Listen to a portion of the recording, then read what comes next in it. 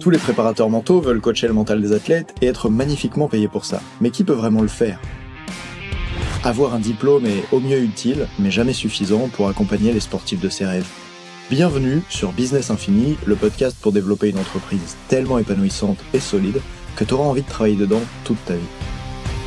Tu vas découvrir comment j'ai multiplié mon chiffre d'affaires par 36 en 5 ans et obtenu un tel succès dans le sport de haut niveau que j'ai dû m'entourer d'une équipe de coachs à force d'être débordé de demandes. Je m'appelle Nathan Delacoste et je vais te dire les erreurs à ne pas commettre, celles qui m'ont fait perdre tout mon temps, qui ont parfois ruiné ma santé et certainement détruit mes résultats, mais j'ai compris comment faire mieux et grâce à ces épisodes diffusés chaque semaine par Ready to Rock, je te le transmets.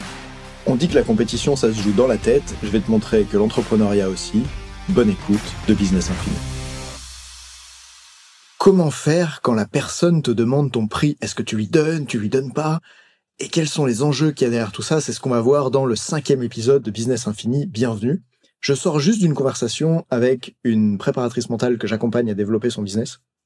Et elle me dit, écoute Nathan, hier j'ai eu un prospect qui m'a appelé quand j'ai décroché le téléphone. Il m'a demandé différentes choses et puis à un moment donné, rapidement, il m'a demandé quels sont vos tarifs. Et là, elle a fait une énorme erreur, je vais t'expliquer pourquoi. Elle lui a demandé, combien est-ce que vous seriez prêt à mettre pour résoudre ce problème dans votre vie, celui que vous m'avez décrit ? Et là, déjà, on fait face à une première erreur qui est que pour que les gens achètent chez toi, ils ont besoin de 3 choses. Ils ont besoin de know, like, trust. Ils ont besoin de connaître ce que tu proposes. Ils ont besoin d'aimer qui tu es, ce que tu fais et d'avoir confiance. Et l'aspect confiance, quand tu dis à la personne « Oh bah ça dépend combien t'es prêt à mettre », déjà ça peut activer le scepticisme en mode « est-ce qu'elle serait pas en train de faire un prix à ma tête celle-là ? Si je lui dis 10 000, est-ce qu'elle va me faire 10 000 juste parce que je suis prête à payer 10 000 ?» Ok, donc déjà ici on a un problème de confiance. Mais au-delà de cette erreur-là, je voudrais te parler de ce sujet parce que souvent on est confronté en tant que coach à des gens qui viennent vers nous et qui demandent tout de suite le prix. Et si toi, tu as l'habitude de leur donner le prix, je vais te dire dans cet épisode pourquoi tu ne devrais pas leur donner le prix, ou en tout cas pas de la manière que tu crois. Imagine, tu es dans un club de tennis, tu dis que tu es coach mental et il y a quelqu'un qui vient te voir et qui te dit « C'est quoi vos tarifs ?» Voici pourquoi il ne faut pas répondre. Parce que les gens ne savent pas combien ça vaut. Et pas parce qu'ils savent pas quel est le marché de la préparation mentale ou de l'accompagnement, dans le sens où ils le savent si bien que justement, ils pourraient mal le comparer. Par exemple, ils pourraient comparer ça avec 1 heure pour parler avec quelqu'un, par exemple un psychologue, ça leur coûte 60 €. Et donc au moment où tu leur donnes le prix, ce qu'ils vont acheter, c'est la prestation que tu vas faire pour eux, par exemple parler ensemble pendant 1 heure, et ce n'est pas la transformation qu'ils peuvent obtenir. Mais ce qui a de la valeur, si tu veux passer tes tarifs de, moi au début j'étais à 60 € la séance, et aujourd'hui c'est 300, 350, si tu veux pouvoir multiplier comme ça tes tarifs un jour, ça passera par vendre une transformation, vendre ce que les gens ils veulent atteindre, et pas juste vendre 1 heure avec toi, parce que tout le monde s'en fiche d'1 heure avec toi, ils sont pas ton meilleur ami. Désolé, moi peut-être un jour je serais content de passer 1 heure avec toi, mais j'espère que tu comprends ce que je veux dire là. Les gens, ce qu'ils veulent acheter, c'est pas 1 heure avec toi. La seule raison pour laquelle ils te connaissent pas et ils sont prêts à te donner de l'argent, c'est parce qu'ils espèrent que tu puisses les aider à résoudre leurs problèmes. Sauf que si tu leur poses pas de questions sur leurs problèmes, ils peuvent pas savoir que tu peux les aider à résoudre leurs problèmes, ni à quel point le problème est important pour eux. Et oui, parce que, écoute, j'ai longtemps détesté la vente, jusqu'au jour où quelqu'un m'a dit « Mais tu sais Nathan, vendre, en fait, c'est pas être un vendeur, c'est juste du coaching dans un domaine bien particulier, c'est du coaching à la prise de décision. Et pour prendre une bonne décision, il y a besoin de savoir quels sont les tenants et les aboutissants. C'est quoi les tenants et les aboutissants pour quelqu'un qui s'apprête ou pas à acheter ? C'est la chose suivante. C'est à quel point est-ce que la douleur est importante pour cette personne ? Parce que même si, et je vous vois, l'autre fois j'accompagnais une prep mentale aussi qui me disait ça, qui me disait « Mais Nathan, la préparation mentale, ça devrait être comme la préparation physique. Il faut pas en faire quand tu as un problème, il faut en faire avant, en prévention ou pour être en forme, etc. » Mais la réalité, c'est que ce n'est pas ça qui pousse le plus les gens à passer à l'action. En tout cas, on n'est pas encore dans ce monde-là. Peut-être qu'un jour, ça viendra pour la préparation mentale.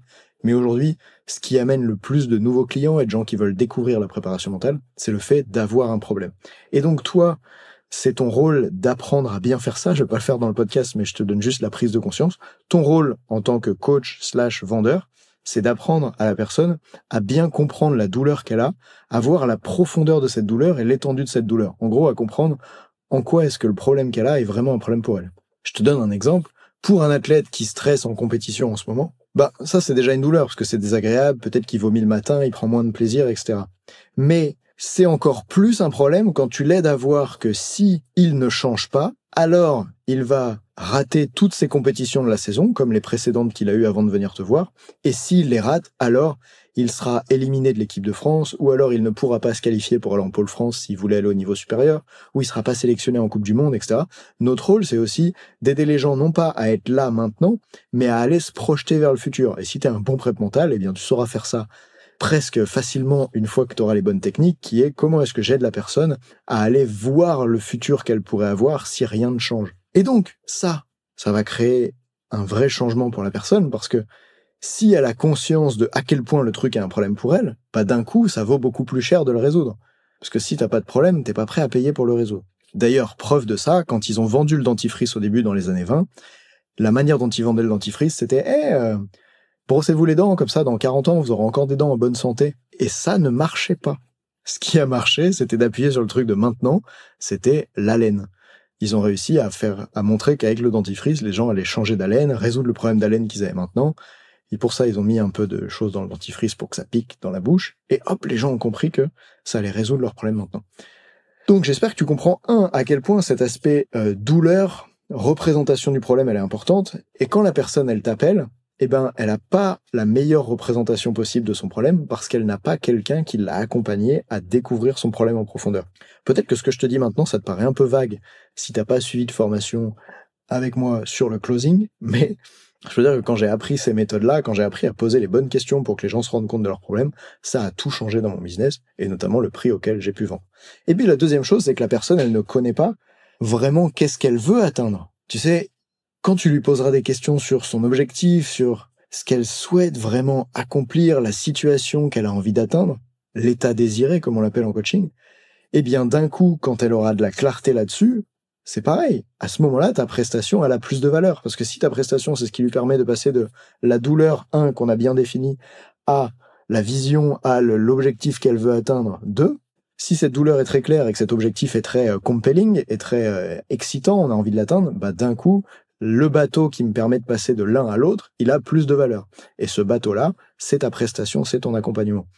Et donc, c'est super important que tu arrives à faire passer ce que tu vends d'une commodité, en mode ils achètent une heure avec toi, à le chemin pour atteindre une transformation, le bateau qui permet de se déplacer de l'île A à l'île B, l'île de la souffrance à l'île du plaisir, entre guillemets.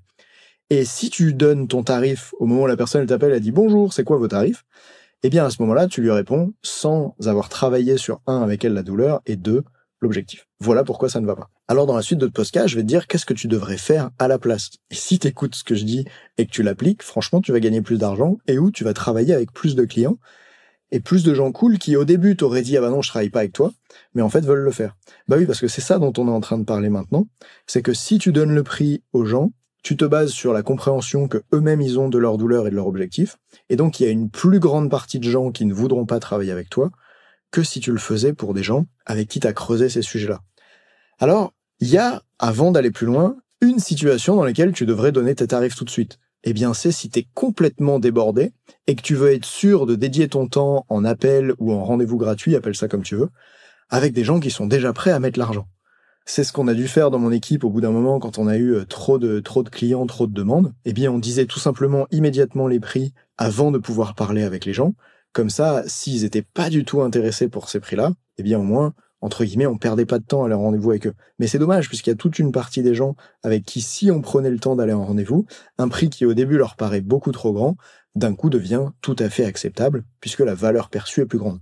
Et dans ce podcast-là, je te parlerai pas de l'équation de la valeur perçue, mais juste, tu peux imaginer, avec ce que j'ai dit auparavant, que tout change quand ils voient la douleur et l'objectif qu'ils veulent atteindre avec plus de clarté. Alors voici les autres manières de répondre à la personne qui dit quels sont vos tarifs. La première manière, c'est de dire ce que je propose, c'est complètement personnalisé et il y a différents tarifs. Aujourd'hui, je sais pas du tout à ce stade quel tarif correspondra pour vous parce que je ne sais pas quel problème vous avez, quels sont les axes de travail, de quoi vous avez besoin. Vous pouvez même aller plus loin en disant de combien de séances il y aura besoin, qu'est-ce qu'on va devoir mettre en œuvre comme travail, etc.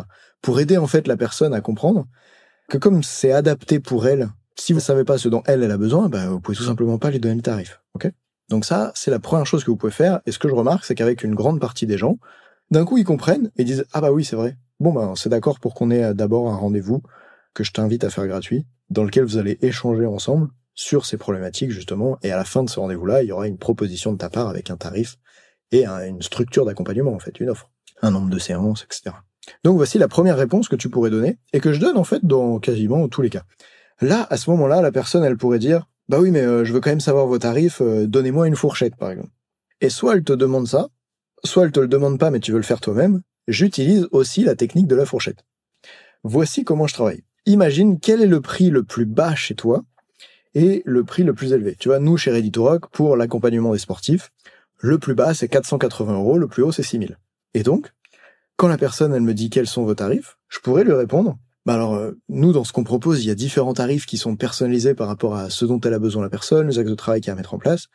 L'accompagnement le moins coûteux qu'on propose, c'est 480 €, mais ça va jusqu'à 6 000. Et en fait, je peux pas vous dire exactement combien c'est, tant que j'ai pas pu échanger avec vous pour savoir de quoi est-ce que vous avez besoin. À ce moment-là, déjà, il y a une fourchette, et la personne, elle va réagir, et ça va être intéressant, toi, que tu calibres ce qui se passe pour elle à ce moment-là. Elle va peut-être te dire, ah oui, bon, 6 000 €, je pourrais pas les mettre, mais par contre, jusqu'à 2 000 €, c'est bon. Et là, c'est intéressant parce que tu vois que la personne est déjà prête à investir des finances, et tu peux imaginer, pourquoi pas, en avance, quelque chose qui correspondrait dans les ressources qu'elle a. Sauf si, évidemment, tu arrives à lui faire prendre conscience que ça a beaucoup plus de valeur que ce qu'elle croit, et d'un coup, elle est prête à mettre plus. Parce que si ce podcast, il peut faire juste une chose pour toi, c'est t'aider à comprendre que les gens n'ont pas un budget, les gens, ils ont une valeur perçue. Ça veut dire que la plupart des gens ne se disent pas « Ah je peux mettre X € dans quelque chose parce que je les ai sur mon compte en banque », ils se disent « Est-ce que ce truc-là a de la valeur pour moi ou pas ? Suffisamment pour que je mette autant d'argent dedans ou pas ?» Et si tu leur demandes d'ailleurs comment ils font, ils te diront que j'ai tort, mais si tu regardes leur comportement, ils font ce que je dis. C'est-à-dire que, en une phrase, quand il y a quelque chose de vraiment important pour soi, souvent, on trouve le budget. On le sort. On va le chercher là où on pensait pas qu'il était. On va chercher l'argent dans le livret A, alors qu'au début, miraculeusement, ils avaient pas d'argent. Bref, il y a plein de solutions comme ça. D'où l'importance de la valeur perçue. Et je termine avec une autre méthode que j'aime beaucoup utiliser, que j'utilise notamment depuis que mes tarifs sont plus élevés et que je suis régulièrement complet ou que j'ai en fait trop de demandes et que je peux pas accueillir tout le monde. Souvent, quand les gens vont me demander « Nathan, quels sont tes tarifs ?» Je vais répondre « Écoute, je serais content de te donner mes tarifs, mais à ce stade, je sais pas du tout de quoi tu as besoin, j'ai besoin de te poser plus de questions pour comprendre quels sont les problèmes que tu as et quels axes de travail il y aurait à mettre en place. En revanche, ce que je peux te dire avec certitude, c'est que je suis pas du tout le coach le moins cher de Grenoble. Alors, si toi, ce que tu cherches, c'est l'accompagnant le moins cher, dans ce cas, c'est sûr et certain que c'est pas avec moi. Est-ce que tu veux que je te recommande quelqu'un de moins cher ? Et là, il va se passer quelque chose de vraiment intéressant. Pour une partie des gens qui voulaient absolument pas investir d'argent, par exemple, ils vont dire « Ah dans ce cas, ça va pas le faire, etc. » Mais pour l'autre partie des gens, ceux qui sont prêts à s'investir, ceux pour qui ça compte vraiment, etc., ils vont dire « Ouah, non, mais moi, je veux pas du tout le moins cher. » Et à ce moment-là, tu pourrais dire « Tiens, mais pourquoi c'est important pour toi de pas avoir le moins cher ? Si le moins cher existe, pourquoi est-ce que tu prendrais pas le moins cher ? » Et là, tu vas les aider, grâce à cette question de prise de décision, à comprendre pourquoi c'est important pour eux d'investir, voire même d'investir plus là-dedans. Par exemple, ils pourraient dire parce que j'ai envie de bosser avec quelqu'un d'expérimenté qui va m'aider à résoudre ce problème vite. Ou ils pourraient dire un truc qu'on m'a souvent dit, c'est parce que je veux pas juste voir un psy qui enchaîne 10 personnes par jour et qui aura pas le temps de répondre à mes textos, j'ai envie d'avoir quelqu'un qui peut vraiment m'accompagner. Ou même ils vont me dire j'ai envie de quelqu'un qui peut prendre du temps pour se déplacer ou pour venir avec moi sur les matchs, à l'entraînement, etc. Ils vont commencer à te dire ce qui est important pour eux. Et c'est génial, parce que quand ils te disent ça, tu sais de quoi tu as besoin de leur parler, qu'est-ce que tu as besoin de mettre dans ta prestation, pour pouvoir leur vendre plus facilement. Et donc là, tu te rends compte que au lieu de répondre à la question qu'ils t'ont posée, parce que oulala, ils m'ont posé une question, je suis obligé de répondre, non, t'es pas obligé si c'est pas pertinent. Donc au lieu de répondre à quels sont vos tarifs et de leur donner les tarifs, grâce à la manière dont je te parle là, que tu peux répondre, tu les aides eux à se rendre compte qu'ils pourraient investir plus, et tu t'aides toi à récolter plus d'informations sur eux pour mieux les accompagner, etc. Bref, c'est génial.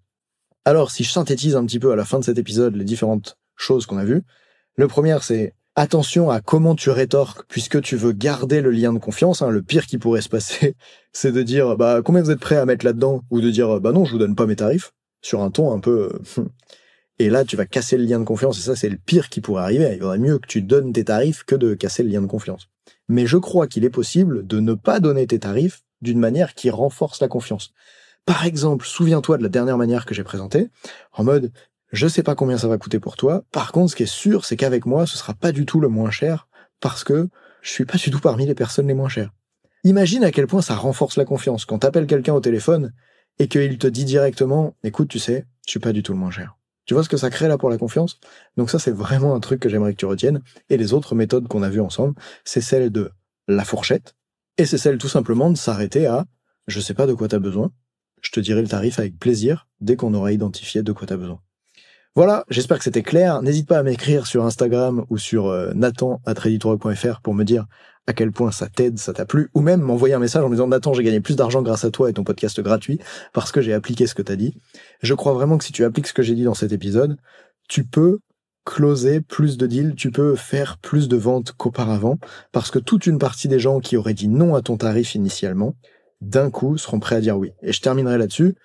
Mon accompagnement avec les sportifs que je vends le plus, il est à 3200 €. Qui a l'idée de se lever un matin et de dire tiens, je vais payer plusieurs mois de loyer à quelqu'un pour parler avec moi? Mais personne fait ça et c'est normal. Alors si quand quelqu'un m'appelle, la première question qu'il me pose c'est quels sont tes tarifs et je lui réponds c'est 3200 balles, jamais de la vie il va continuer la conversation. Mais si j'ai une conversation avec lui en profondeur sur ses problèmes et ce qu'il veut atteindre, alors là il y a un grand nombre de chances qu'il comprenne. Déjà juste qu'il comprenne pourquoi les tarifs sont aussi élevés et qu'est-ce que je vais faire pour lui en échange de ça. J'ai pris beaucoup de plaisir à te partager cet épisode. Dis-moi si c'est utile pour toi. À la prochaine. Salut. Coacher les sportifs de ses rêves tout en étant magnifiquement payé pour ça, c'est plus facile quand ils viennent directement vers toi parce qu'ils te reconnaissent comme un expert et ont la certitude que tu pourras les aider dans les moments décisifs. Marquer les esprits de cette manière, ça s'apprend, et en écoutant Business Infini, tu te donnes les moyens d'y parvenir. Bien joué. L'année prochaine, j'ai envie que chaque athlète puisse avoir un préparateur mental à ses côtés, alors si ce podcast t'a inspiré, partage-le à un autre entrepreneur. Rendez-vous maintenant au prochain épisode pour explorer vision, mindset, stratégie marketing, vente et relations à l'argent avec l'intention de vivre de ta passion en entraînant l'humain derrière la machine. Salut!